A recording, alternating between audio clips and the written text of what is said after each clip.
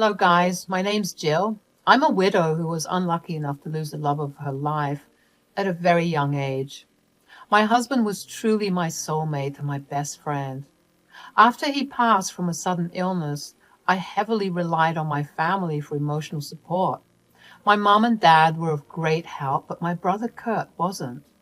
Kurt was more interested in the fact that I had inherited $1 million estate from my husband. He was a rich man and left me with a lot of money.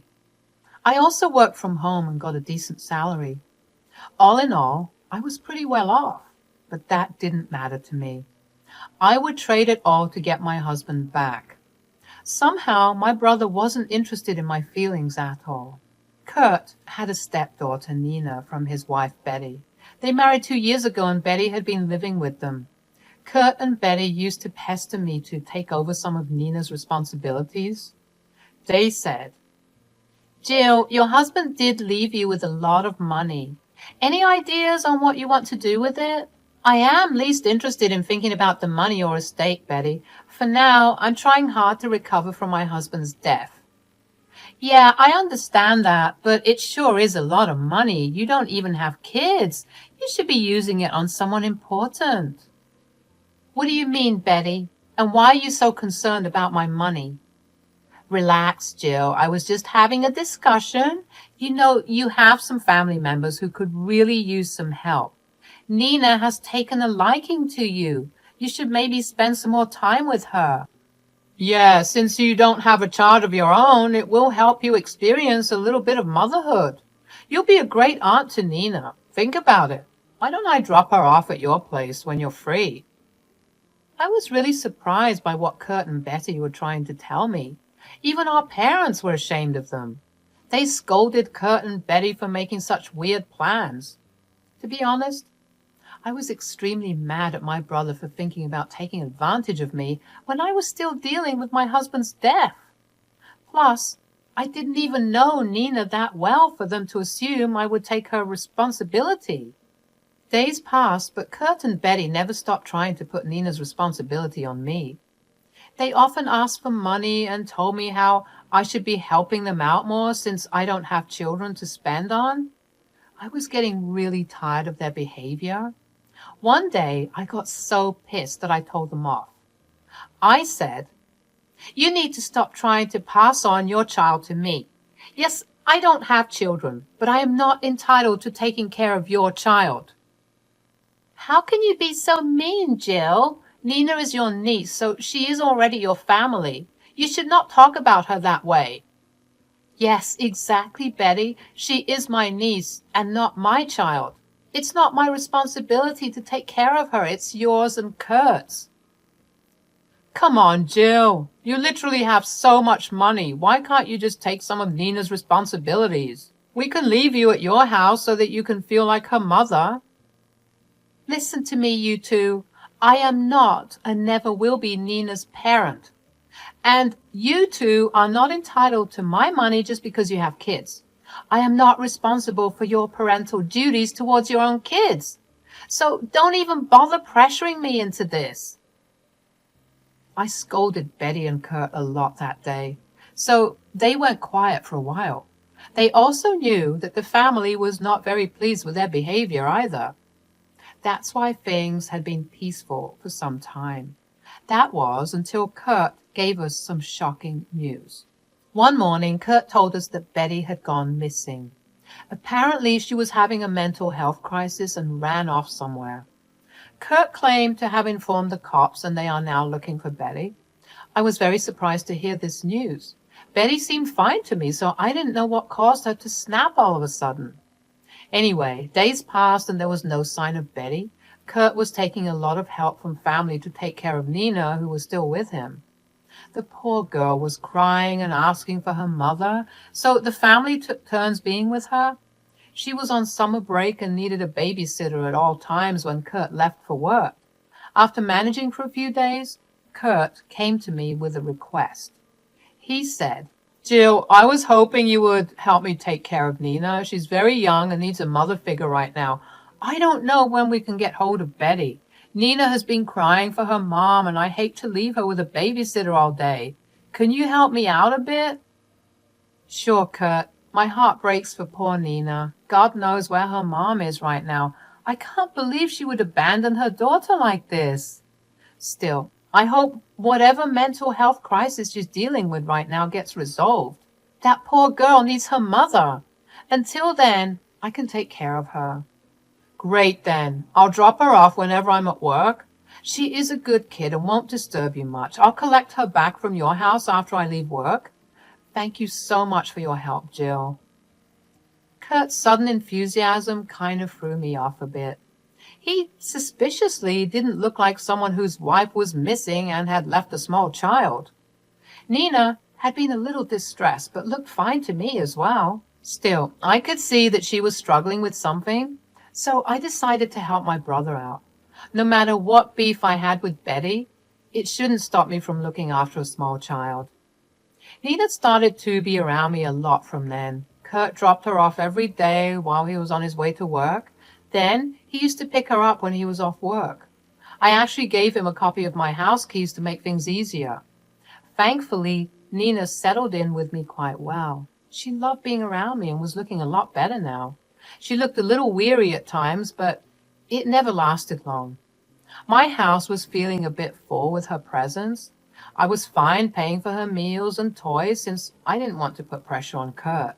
However, I never expected Kurt to turn this into something permanent. One day, he said, "Hey, Jill, I was hoping we could talk about something.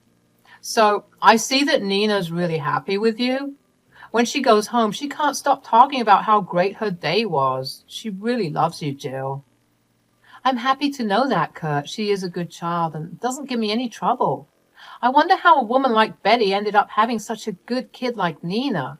Must be because of her father. Who knows? Yeah, maybe she gets that from her dad.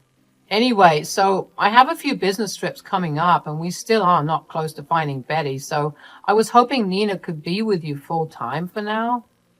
What? You want me to take in Nina full time? Like you want her to stay here with me? Yes, Jill. Look, you stay alone and have plenty of room here. Nina loves it here and doesn't disturb you. I don't see how it can be a problem. I really need to concentrate on my work and look for Betty. Having Nina around is distracting and I don't have time to pay attention to her. Kurt, you can't just spring this on me. This is ridiculous. Your stepdaughter needs to stay with you. You can't just ship her off to me when things are tough. That's not being a good parent. I know that, Jill. I'm trying to do the best for Nina right now. Please, think about that poor child and keep her.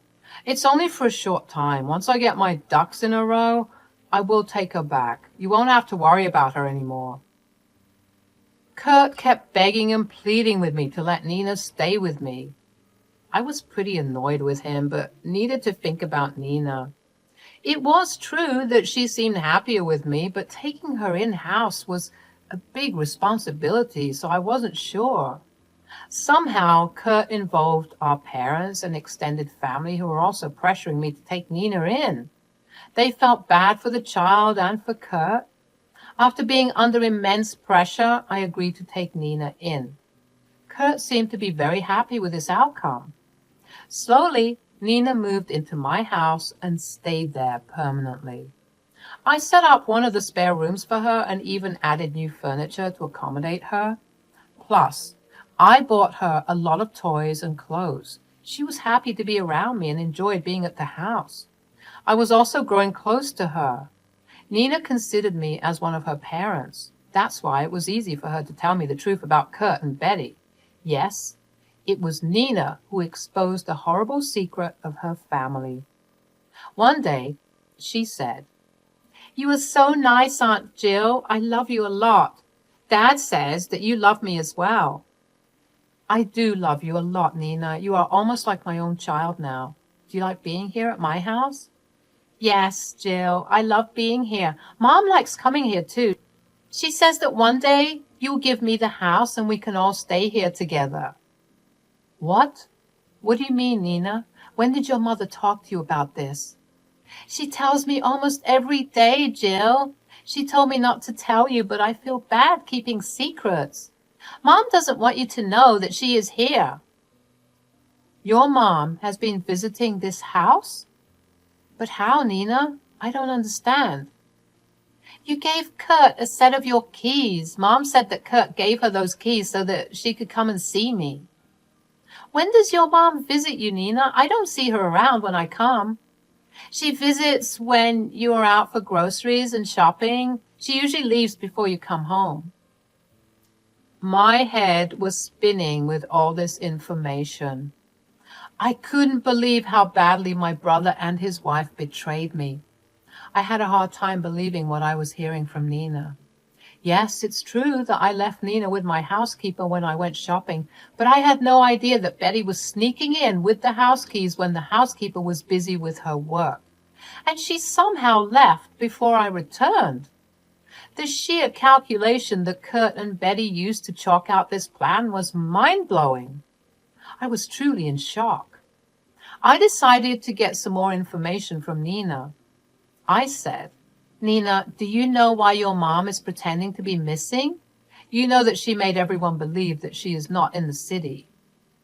Mom said that she needed to do this for us. She wants you to take me in and keep me as your child. She says that you're rich and will give me a good life because you don't have children. That's why she did this. How much of this does Kurt know, Nina? Is he helping your mom as well? I know Kurt wants me to take care of you. Believe me, I like having you around. I'm just curious, so I'm asking. Yeah, they told me not to tell you and pretend that Mom is not around. I love you, so I told you everything. I hope you're not mad at me. Oh, Nina, I'm not mad at you, dear. Thank you so much for sharing your secrets with me. It was very exciting to hear this. I wanted to get Kurt and beat the shit out of him. I felt used and manipulated. Those two imbeciles were using me to get my money. They played with my emotions and used their freaking child for their schemes. I was fuming. I didn't know Kurt and Betty could be so greedy that they would go this far. They lied to the entire family to make Nina my heir. They were pathetic and disgusting as parents. I didn't even want to call Kurt my brother anymore. But first, I needed to catch them red-handed. I informed my housekeeper about what was going on and told her to keep an eye on everything. She was embarrassed by the fact that someone had been sneaking in behind her back. I assured her that I wasn't mad because my freaking brother was the one who gave Betty the key. Together, along with Nina, we made a plan. I was going to end this game once and for all. The next day, I decided to go on a shopping trip. I left the house in a good mood and went off in my car. Then I made 2 circles around the neighborhood before hopping right back into the house. My housekeeper gave me the green signal, and I marched inside straight into Nina's room. She was alone playing with her toys. I looked at her and raised my eyebrows. She nodded at me and pointed straight to the closet. I went to her closet and opened the door with a very serious face. Lo and behold, I found my dear sister-in-law, Betty, sitting inside the small space. As soon as she saw me, she turned as white as a ghost. I dragged her out and said, So, are you going to tell me what you were doing in my house and hiding in my closet? I was just visiting my daughter. Well, who exactly gave you permission to enter my house? I don't remember ever giving you a set of my house keys. And weren't you supposed to be missing? I got it from Kurt. I was missing Nina. I just came back today. I was desperate to see my daughter, so I came here without your permission. Ah, so you suddenly came back today. Pray tell me why Nina has been telling me that you visited her every time I left the house. Do you have a good answer to that? She's a child and doesn't know what she's saying. You shouldn't believe her words. She is a child. That's why she told me the truth. You tried to recruit your child in your evil plans of enjoying my money. You should be ashamed of yourself, Betty. You should have thought twice before trespassing into my house. You know that I can get you arrested, right? Betty looked really frightened and started to sweat. It didn't occur to her that she literally came to my house illegally, and I was well within my rights to get her arrested. She was really nervous when she comprehended the situation. She knew that she was stuck. I told the housekeeper to take Nina to my room so that Betty couldn't use her as a blackmail tool.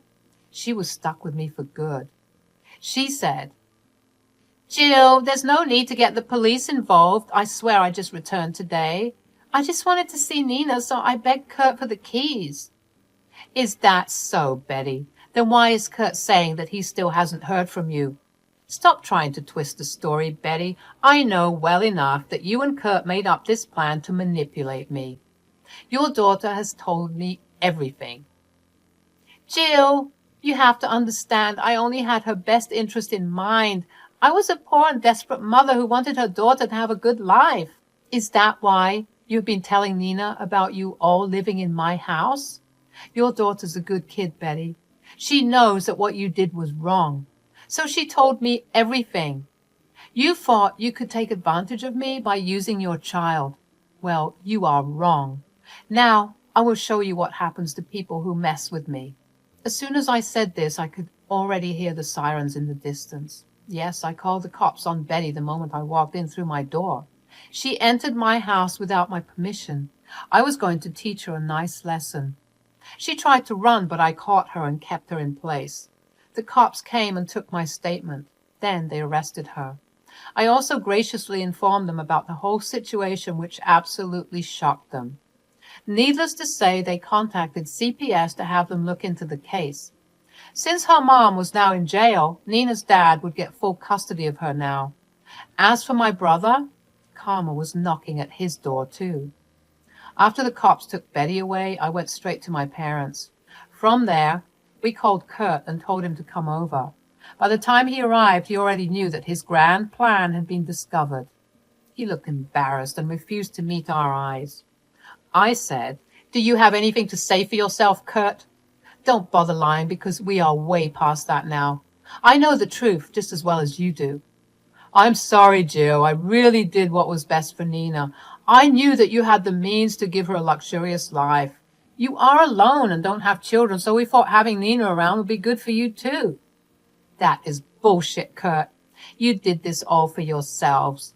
Nina would be the happiest around her parents. Instead of working hard and providing for Nina, you decided to dump her on me instead.